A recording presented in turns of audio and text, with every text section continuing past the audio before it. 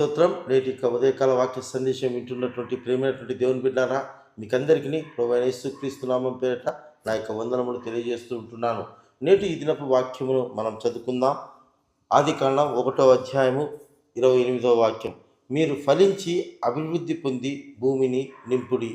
ప్రేమైనటువంటి దేవుని బిడ్డారా, దేవుడు మొదటి మానవులను దేవుడు కలుగు చేసిన తర్వాత ఆదాము హవ్వలను దేవుడు ఈ రీతిగా ఆజ్ఞతో కూడిన వాగ్దానాన్ని వారిని ఆశీర్వదించాడండి. ఫలించి అభివృద్ధి చెంది భూమిని నింపమని.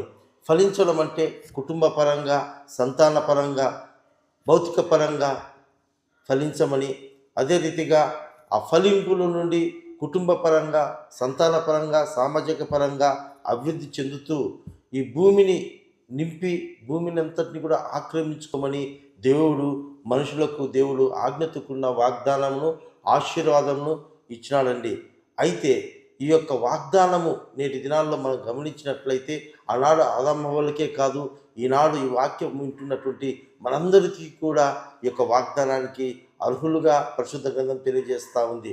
అయితే మన జీవితాల్లో మనం గ్రహించవలసింది ఏంటంటే, దేవుని యొక్క ఆజ్ఞతో కూడిన వాగ్దానం ముందు మనం విశ్వసించాలి అండి. దేవుని సృష్టికర్త అయిన దేవుణ్ణి మనం ఆశ్రయించి ఆయన నమ్ముకున్నట్లయితే దేవుడు మన జీవితాల్లో కూడా ఈ వాగ్దానాన్ని నెరవేరుస్తాడు. మనల్ని కుటుంబ పరంగా, సంతాన పరంగా, సామాజిక పరంగా ఫలింపజేపిస్తాడు, అభివృద్ధి పరుస్తాడు.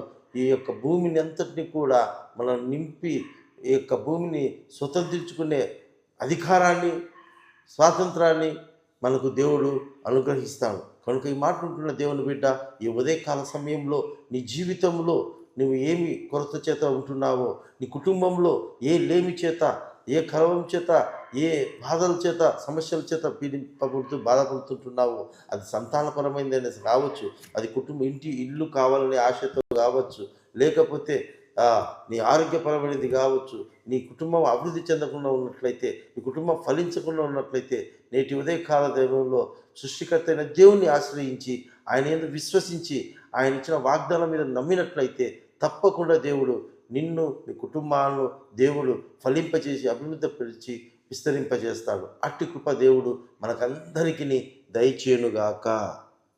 ఆమేన్.